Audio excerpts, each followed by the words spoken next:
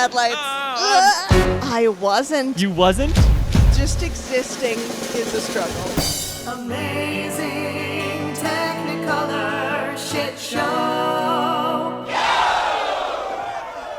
Hello and welcome. This is Amazing Technicolor Shitshow, the podcast about all the fumbles and follies of live theater. I'm Trev. And I'm Elle. And welcome to the green room. Yes, we're in it. If you're watching on vid, welcome to the green room.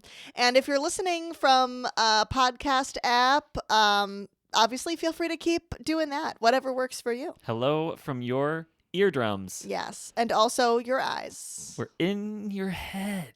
And also maybe in your eyes. And your ears, certainly. Certainly in your ears.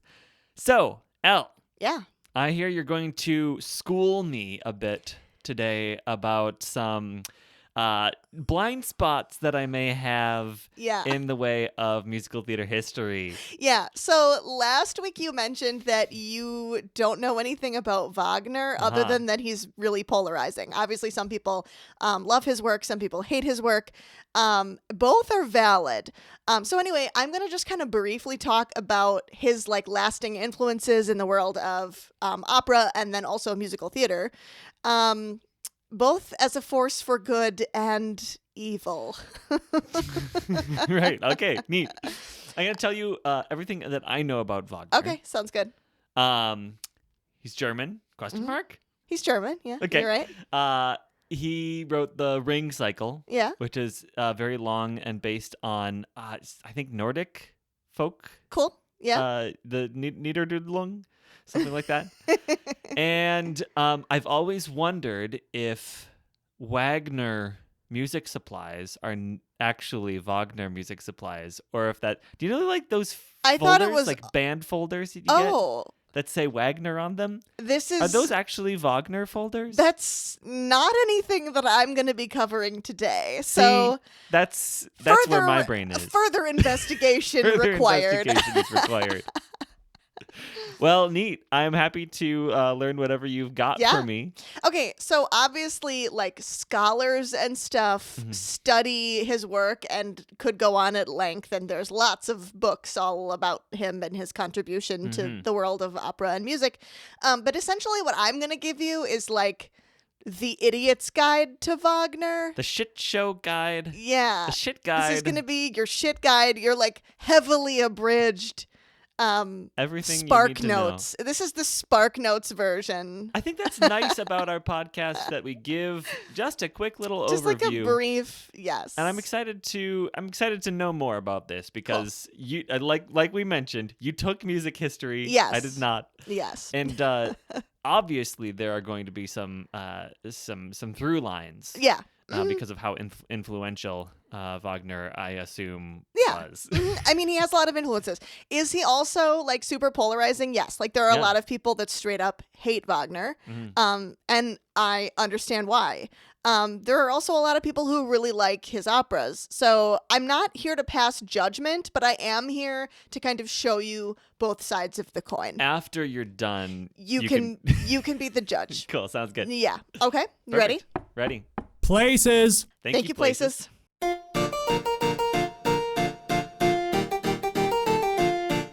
right. Opera composer Richard Wagner lived from 1813 to 1883 in Germany. We're just going to glaze over his tumultuous personal life here. Okay. But I have to just briefly mention he was married, had several affairs with the wives of his patrons, some of which were his muses for his work, one of which he had 3 children with while she was still married to her husband, who also happened to be the orchestra conductor that he was working with at the time. So essentially, hide your wives. Messy dude. Messy. Off the bat. Very messy. We haven't gotten into anything. Yeah, we're not even going to talk about his personal life at all, but there are whole books written about his personal life, which was a shit show in and of itself. Lovely. Good to But hear. essentially, hide your wives, Wagner's in town. Guy would sleep with anyone, especially if they were married to someone who was helping him in some way. That's amazing.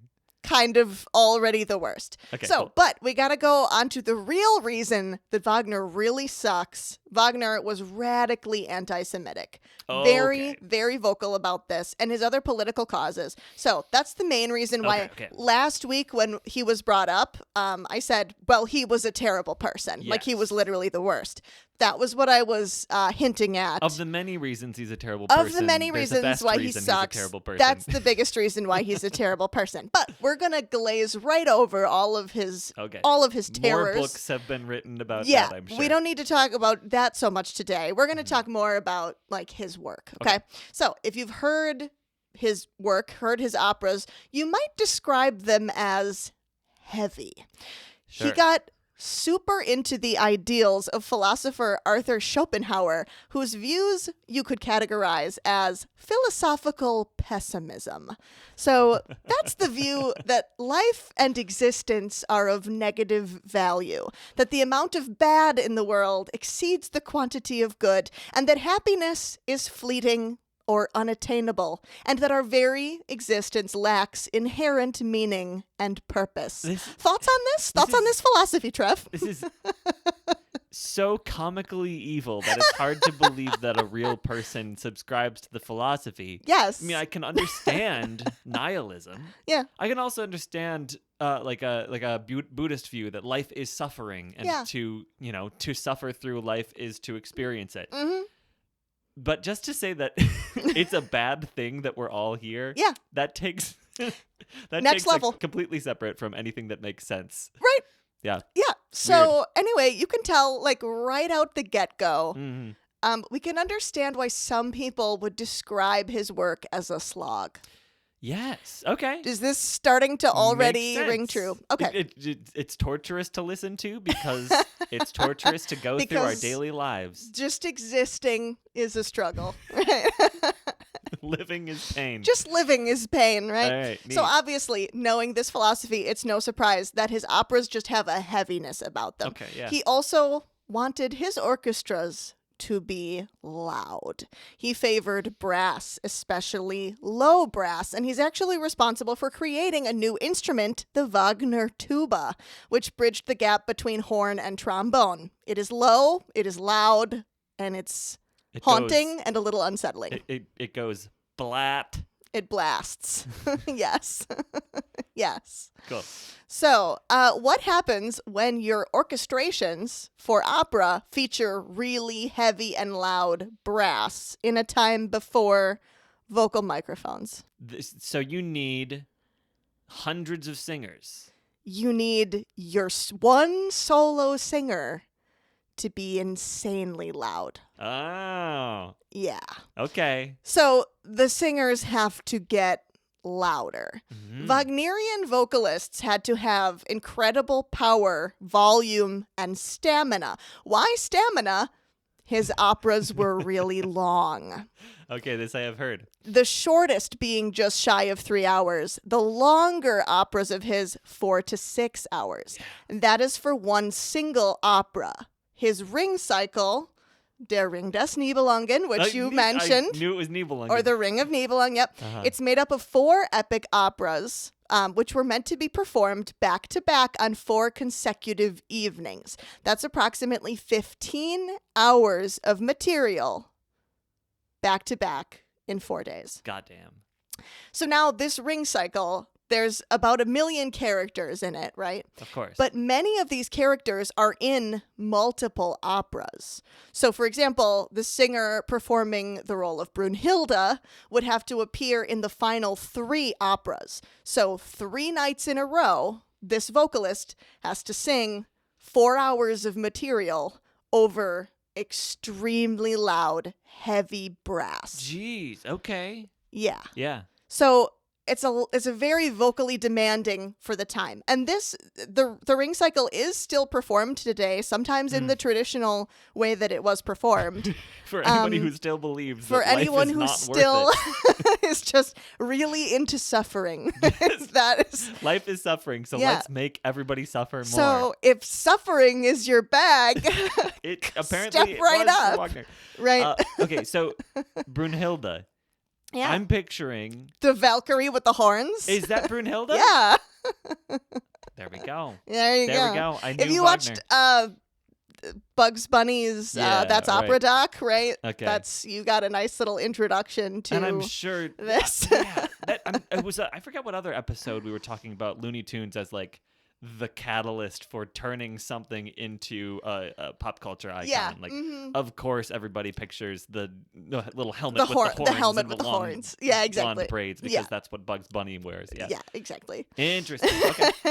Okay, so Trev, how are you feeling about the concept of watching 4 back-to-back 4-hour operas on 4 consecutive days? I've gone to the symphony a couple times. Uh-huh. And with the best of intentions, like as somebody who loves music and as somebody who's interested in listening for, specific things, it takes me 15 minutes to get so bored. Well, I mean, I guess I should ask, have you actually been to the opera? I've never been to an opera. Because I feel like you would love it. Isn't that wild? I really enjoy going to the opera. I feel like you would love sure. it. It's like attending a musical. It's Mhm. just not in a language necessarily that you understand. Although oftentimes, there are obviously tons of operas written in English. Mhm. But even when you're watching like an Italian opera, they have the translations right up there for you. So you Right, can, right.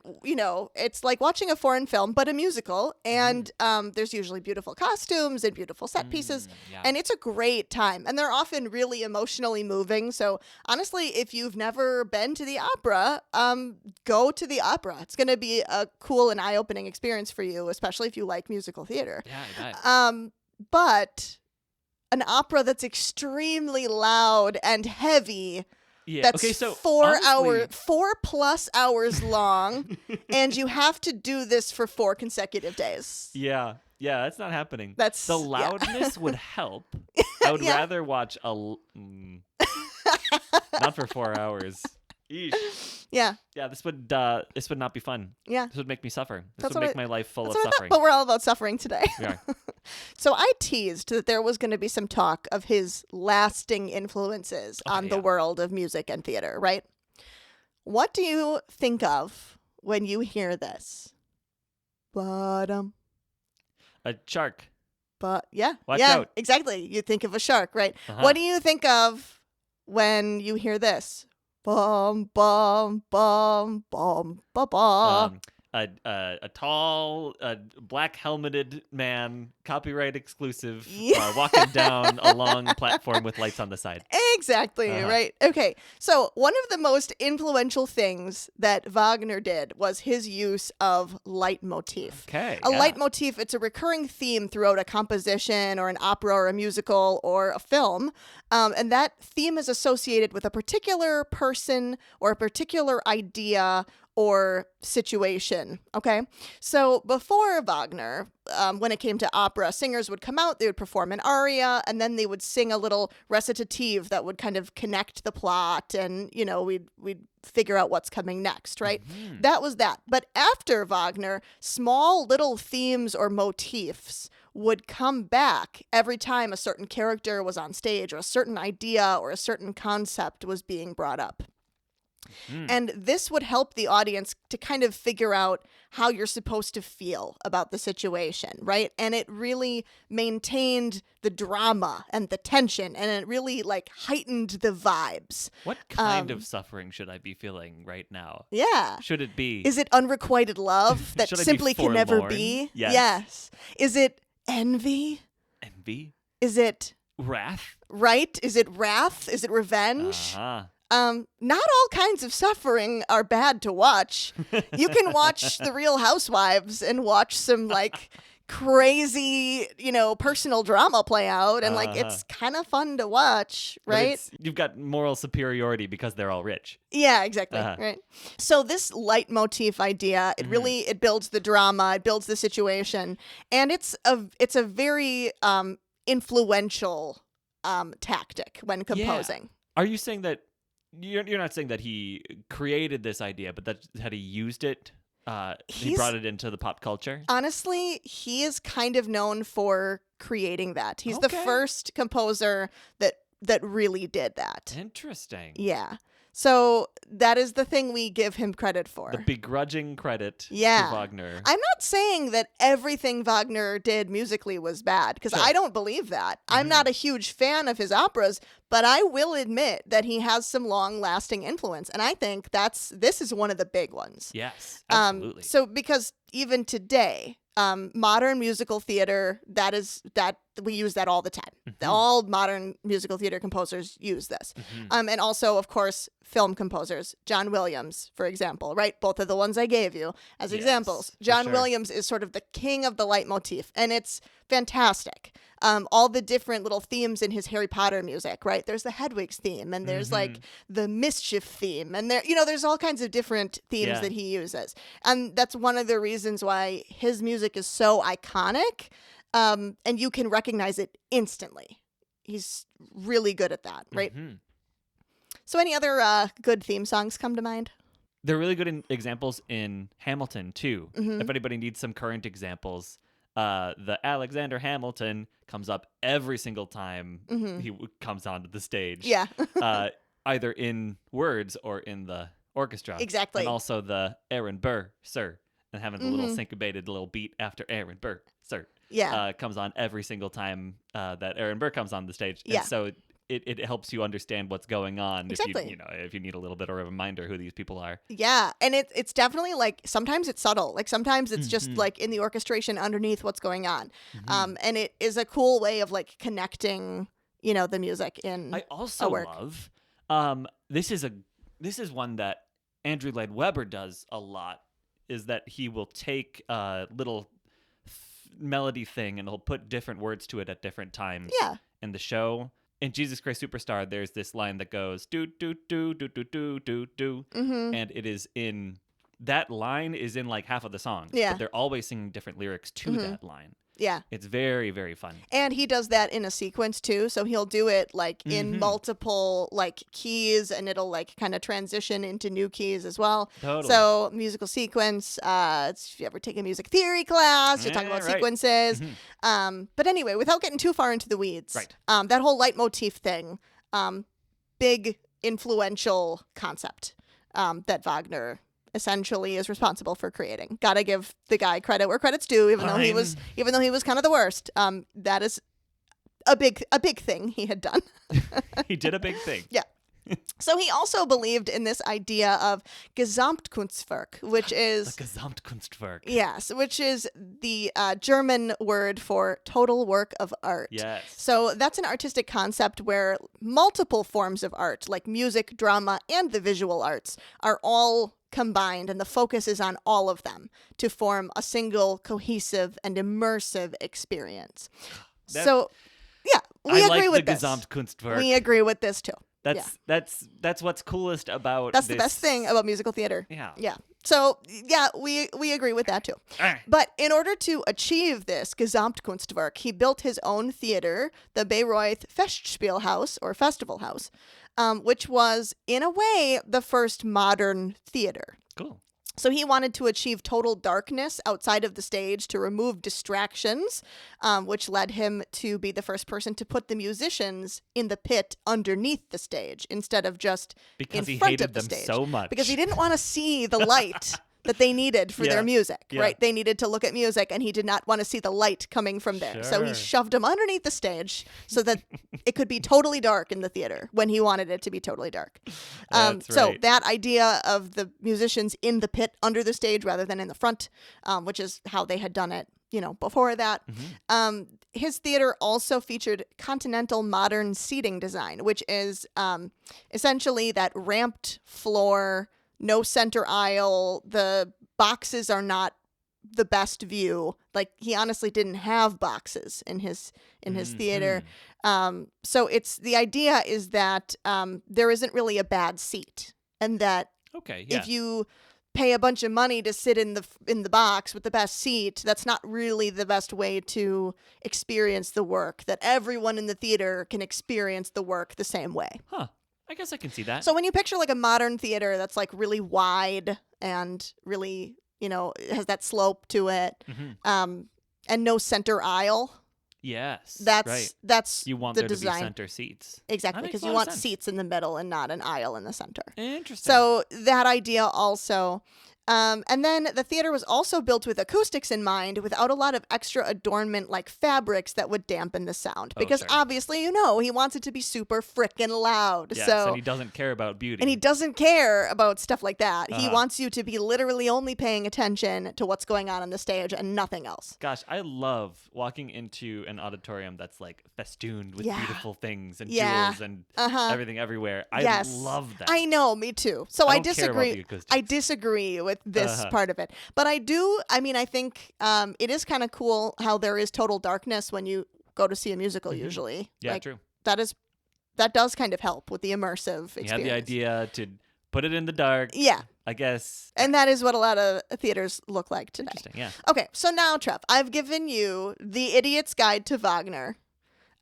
What are your thoughts? More like the Wagner's Guide to Wagner. Am I right? Oh, yeah. I mean, as I've said, I've made Yes. my opinions known. Totally. I have complicated feelings, Absolutely. but It's- based on what I've told you, It's how are fun you to feeling? dunk on someone who you know is a bad person. Yeah. But I did not know that a lot of these staples of Mhm. how we perform musical theater Yeah. are attributable to one person, and that's pretty impressive. Yeah. I wish that he had been cooler.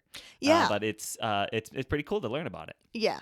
And also, I feel like as a person who supports like vocal health, Mhm. I really don't love the idea of singers like having to just blast their brains out for days at a time. Mhm. I don't love that. And I feel like brass are loud enough. Like I don't think we need to create new horns to like make them The even new louder. Blatophone. Like brass are loud enough. We love them. We're here for them, but like we don't need to hand a brass player a megaphone, Sure. especially if a vocal soloist has to sing over the top of all of that. This is all striking me similar to the Thomas Edison thing, which is like, yes, he invented a lot of shit, but it's likely that he probably stole stuff Yeah. and stole ideas, Yeah. and just because he was the name and he had the money, Yeah. he brought it into the Yes. public eye. And So he's I'm the sure person he who's gets- well known. I think that he probably, we'll just say, he gets a lot of credit for just Yeah. maybe things that other people were doing that he brought Yes, into the that- mainstream. That he was able to bring into the mainstream because he already had, popularity and Mhm. money from all those guys whose wives he was screwing. So- I think I can call Wagner a visionary in the same way that I would call Thomas Edison. I don't know. Yeah. Good job, Wagner. It doesn't make him not a bad person, Uh-huh. and it doesn't mean that he's not, cringe and that all of his choices were not good. Uh-huh. So it is what it is.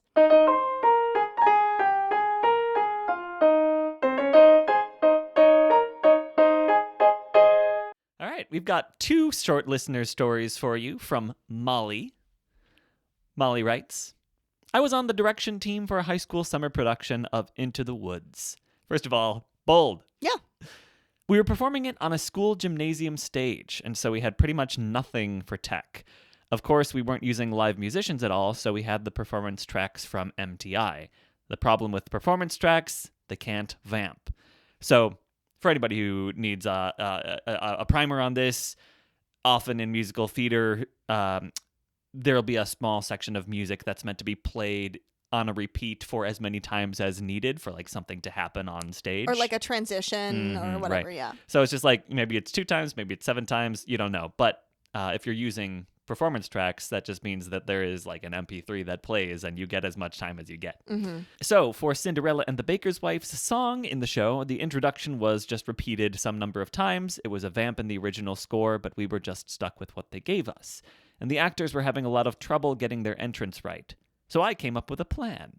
I'd stand in the back of the quote-unquote auditorium and count how many repeats there were until it was the last one where the actors had to go on afterward. And once we got to that last repeat, I turned my phone screen on super bright and waved it around like a madwoman so that they could see. And that was me giving their cue. And it worked. Chalk one up for the ingenuity of school theater directors. Oh, that's very cute, and that's very clever. I like that. I'm sure there's some like high-tech version of this where it would, like a light would come on that's like attached to the board. But I love just waving your phone up in the air, just letting the kids know it's time to go. Yeah, nice. Whatever you gotta do. Way to get creative there. Do what you gotta do.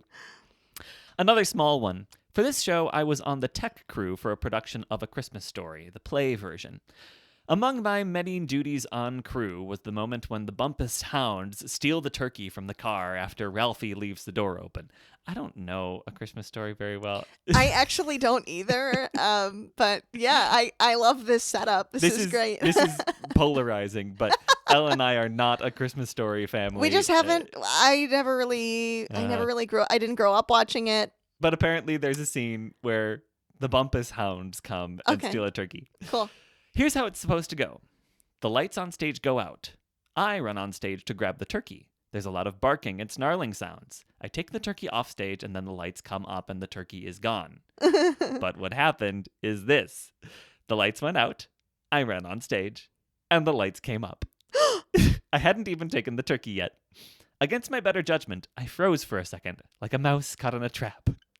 So what do? Do you go and grab the turkey or do you run right off? I think you have to grab the turkey. I think so too. Molly agrees. Molly continues, I'm no quitter. After just a moment of indecision, I ran the rest of the way to the car, grabbed the turkey, and sprinted off the stage as fast as I could. I can't imagine being caught in that. Just like, oh shit. Oh no. What do I do? Deer in the headlights. Go. And at that point, you also have to ask, like, do I start snarling also? Do I just pretend inexplicably this crew member is playing the role of the dog? You got to grab it with your mouth and carry it off stage in your mouth. That's probably worse. I think That's she made the right call. What you should have done. No, you figured it out. You got to go back and do this the right way. Right, or have a production of The Christmas Story goes wrong, in which that happens. Oh, that'd be fun. Yeah. I'd like that. It's so funny that you talk about a crew member being a dog because for the first show that I ever directed, The Hound of the Baskervilles, you need a dog. You need like a big dog on stage. Yeah. And I was like, how do we do this? It's supposed to be a drama. It's supposed to be like cool and interesting and a little scary. Like, how the hell do you like put someone in like a dog puppet and have them like on stage going muff muff muff muff? Like, like that's not going to read as cool or scary. It's going to be hilarious. All. And if you had an actual dog on the stage, the audience would be like, oh, yeah, right, because the audience freaking loves when a real dog shows up on the stage. So yeah, you were kind of between a rock and a hard place, but I think your solution ended up being really cool, right? So this is brag moment. I had the platforms where the dog was going to be way upstage against the back wall of the theater so that I could project an animation of the dog onto the back wall so it looked like it was standing on the platforms. It's kind of hard to explain out loud, but there was like the platforms were right up against what was like the projection screen in general. So I got an animator friend to animate a little dog character, and it looked really cool. I was pretty proud of that. It was a cool, like, dark, edgy, spooky dog. It wasn't like a cute little a Yorkshire Terrier. It was like a scary kind of dog. So it worked out well. Yeah, the beagle of the Baskervilles. Yeah, not very intimidating. Not at all. Our dog never would have been able to play that role. Oh, she can't help but wag. She's only set out for she's comedies. She's a wagger, yeah. She can only be in comedies. Okay, she's a St. Bernard Newfoundland mix, and I did hear about the St. Bernard actor who was playing Cujo in the movie Cujo, and they had to do so many takes over because he wouldn't stop wagging. And I think that's just the sweetest thing. So sweet. Face all covered in blood. Yeah, and he's just like wagging his little tail. So sweet. Little Cujo. 5 minutes. Thank you, 5.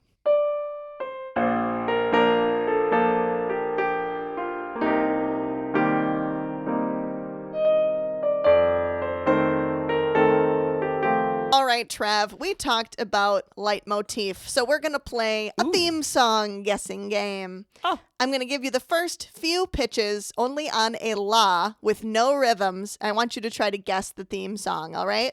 Okay. La, la, la, la, la. Wait, are you doing it slow? Mm-hmm. I'm doing it no rhythm. Oh, so you're doing da da da da da da da da da da da da Superman. I wasn't, You but that wasn't? also works. Wait, what? Oh, Let me give you you- only did. You didn't repeat the first note. I didn't. You want me to do it again with one extra pitch? Sure. I'll give you more pitches. Okay. Okay. La, la, la, la, la, la, la, la. Oh, this is hard.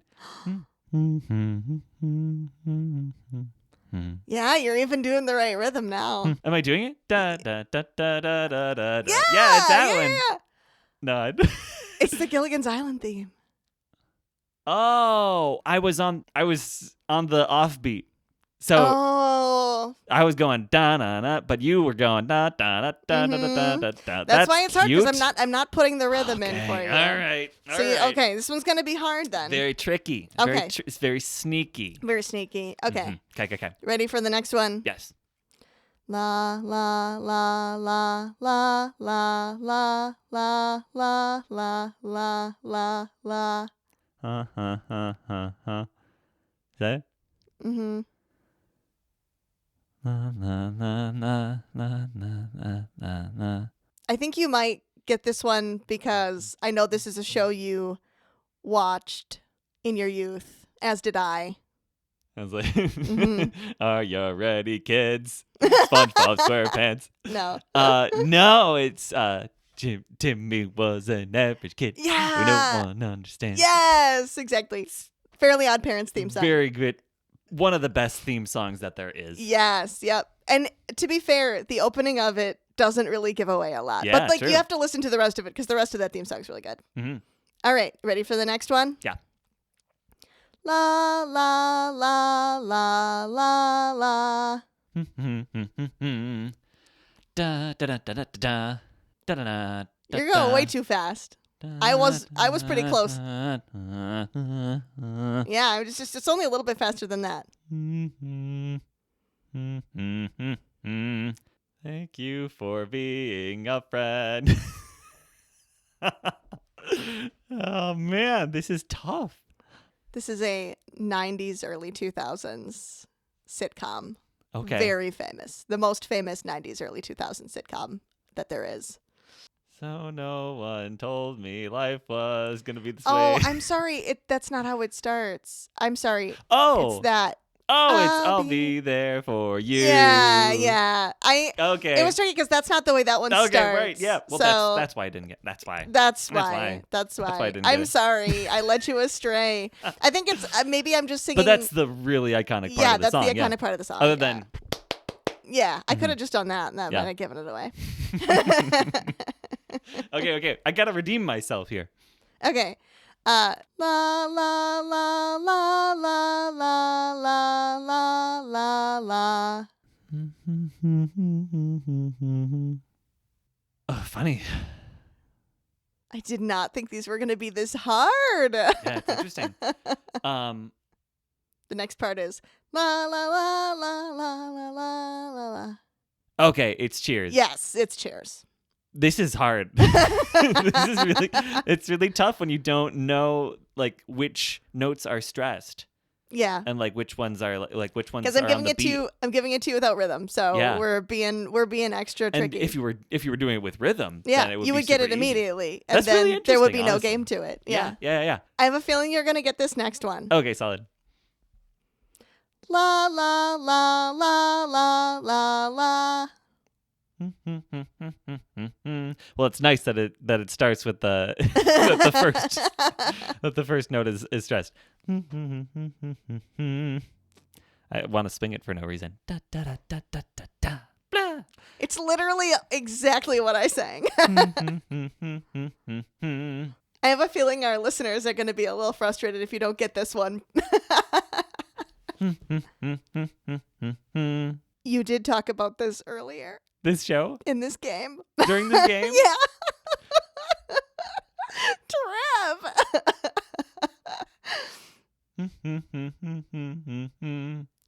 Do do do do. Oh my gosh. Well, that so it's thank you for being a friend. Yeah. Yeah. But I was going like, thank you for being a friend. That's not how the song goes. No. Okay. This is really hard. Yeah. I was singing a fully different song in my head than thank you for being a friend. Yeah. That's wild. Wild. Wow. Okay. Yeah, I do want the last one. Okay, we'll try one more. Uh-huh. We'll see how this one goes. Yeah. La la la la la. See, la. this is Flintstones and I know it because the melody starts on beat 1.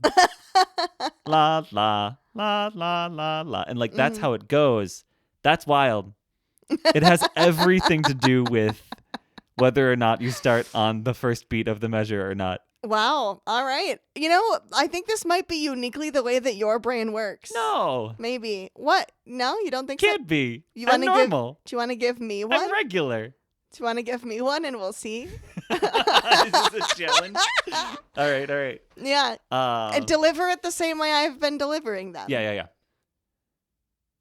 La la la la la la la la la la la.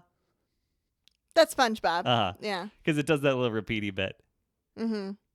Okay, I gotta think of a better one. Yeah, go for it. La la la la la la la. That's all I'll give you. Murder, She Wrote. Yeah. Of course I had to do your favorite show of all time. I think we have different brains. Because I grabbed one with like pickup notes. Yeah. Because like I would have heard that and go like, da da da. You were able to switch your brain around a little bit. Yeah. That's interesting. This is I think we just have I think our brains just work in different ways. I'm assuming, and I want to know if you're listening to this at home, did you immediately get every one of the ones that I did and be like, oh yeah, obviously it's this? And were you sitting at home going, Trev, what the heck? Or were you I have a broken musical brain? Were you just as mystified as him? And you Sure. were like, no, this is hard when you can't tell the rhythm of it. Right. I want to know. Send us your feedback. We wanna know. We're going to post a little something on our socials, and then you can comment when you've heard this. Yes. And I want you to comment. Okay? So Yeah, we're gonna post a little thing on socials. We want to hear from you. We want to hear. Let us know. Does your brain work the way my brain works, or does your brain work the way that Trev's brain works? Sounds We're good. conducting a survey. Mm-hmm. It's in the name of science. It's science. Science. But that's all we have time for today on Amazing Technicolor Shitshow. Thank you so much for listening. Go ahead and send us your stories, please. Any stories at all. Good ones, bad ones, stories that explain the nature of human suffering and lost potential and sadness. Morose stories. Yeah. Stories that make you question what's even the point? What is even the point? What is even the point? Go ahead and send this to us at amazingtechnikorshow@gmail.com or through the form on amazingtechnikorshow.com. If you like what you hear, go ahead and follow us on socials, leave us good reviews and good ratings, and tell all of your friends about us. If you don't like the show, tell your enemies, and we will put them in a pit under the stage so that they cannot be seen. I was going to say, we're going to make them sit through a whole ring cycle Well, in a row. they'll have to sit through the whole hours. ring cycle. From the pit? From golly. the dungeon. No Golly, windows, that'd be no rough. doors. Yeah. Bummer. 15 hours of that. Woo! They don't get to leave between movements, too. Not even for potty breaks. No. You got to piss in a can. There's a can in the corner. Piano accompaniment was provided by Paul Thalen, and the voice of the stage manager, and the visualness, the visage of the stage manager. Visage. The visage, the vestige of the stage manager is Daniel Schneider. Yeah. Once again, thank you so much for listening, and we wish you the very, very best. And as always, whatever you're up to, be it on stage, off stage, or in your life, break a leg. Amazing Technicolor Shitshow.